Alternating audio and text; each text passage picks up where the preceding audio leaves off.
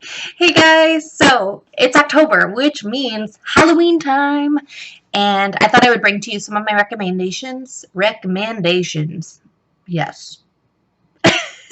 Some of my recommendations for spooky thriller, kind of that October themed genre. So let's go.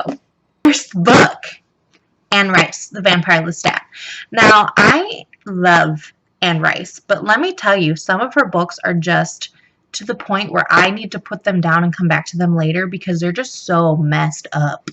This one kind of eases you into the world of the Vampire Chronicles, which has more than just Lestat in it, but he's kind of the main protagonist, I guess you can call him, because he can kind of be that weird gray area.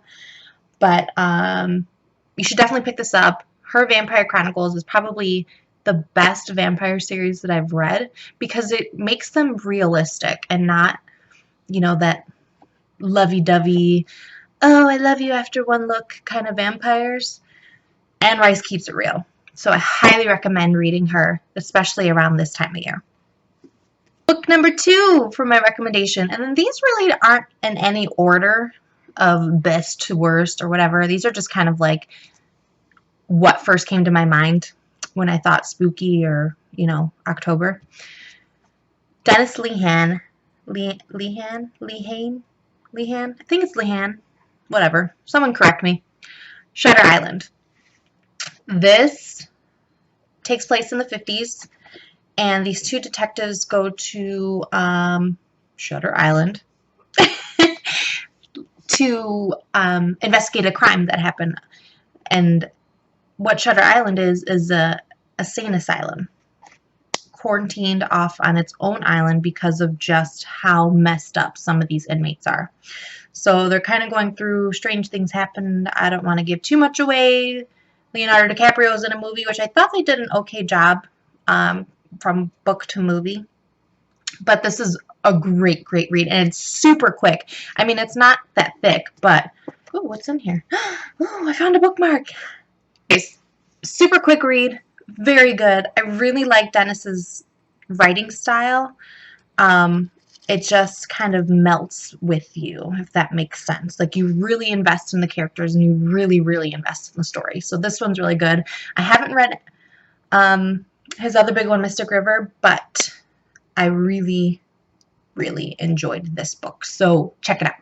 This one is one of those books that you kind of have to read in high school, and I never did because yeah, I just never did.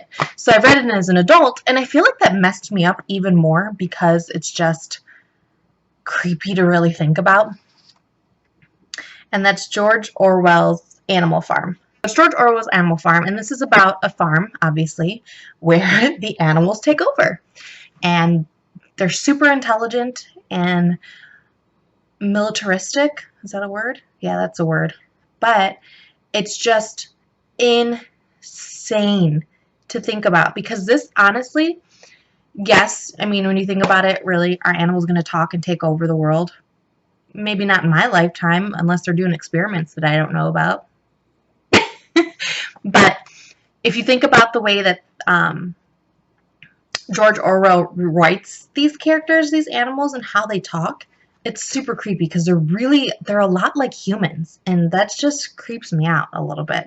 The way they think, the way they plot, everything. And not to say that animals are dumb, but right now we have the upper hand, and that this just creeps me out. This book is just creepy.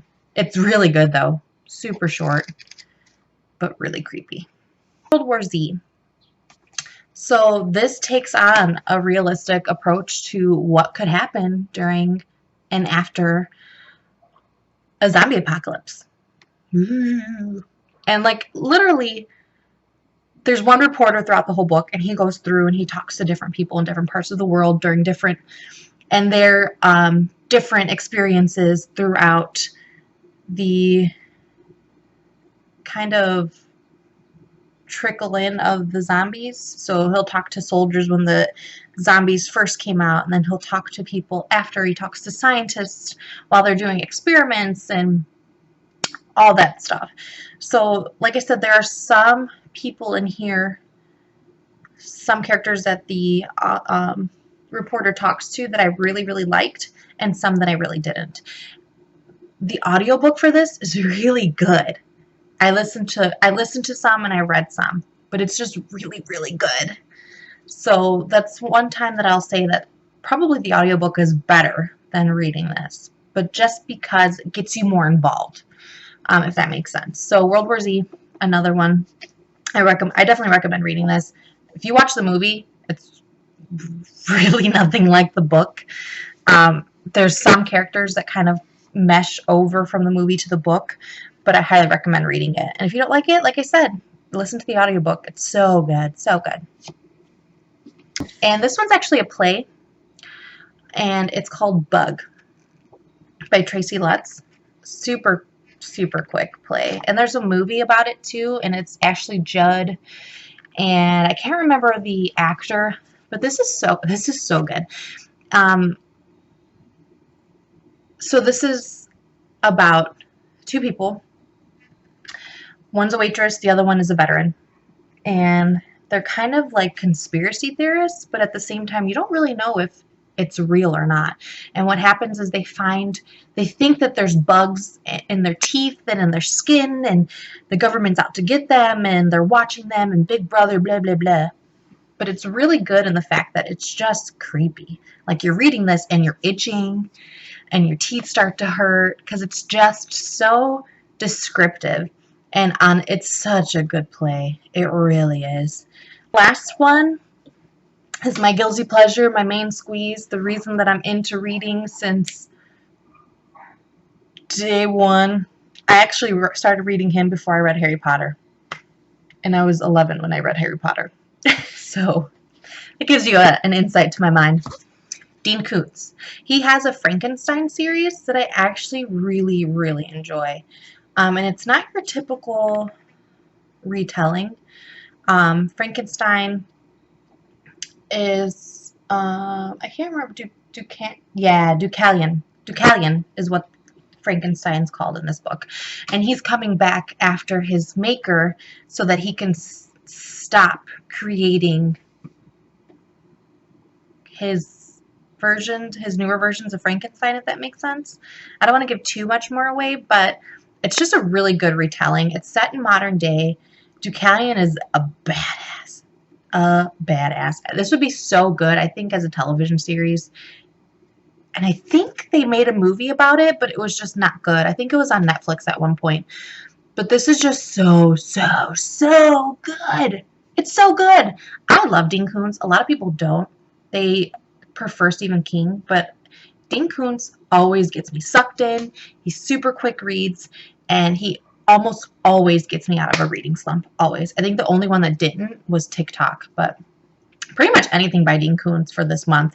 This series, Frankenstein, and my other one that really creeped me out and gave me nightmares was Funhouse by Dean Koontz. Check those out. Those are two that I highly recommend by him if you're going to start to read Dean. So that's what I have for you. I'm sure there's a ton more that I missed that would be awesome for the spooky days coming ahead. If you have any recommendations of books that really creeped you out or really feel like it's that fall, spooky thriller, mind-boggling theme, put them down below. I would love to read them because that's honestly, horror and thriller are probably my top 3 for favorite genres to read. And then fantasy is up there, which can kind of mix all of them together. But anyways, put them down below, some suggestions. I would love to read what you guys are reading now. And I will post a new video soon. Talk to you guys later. Bye.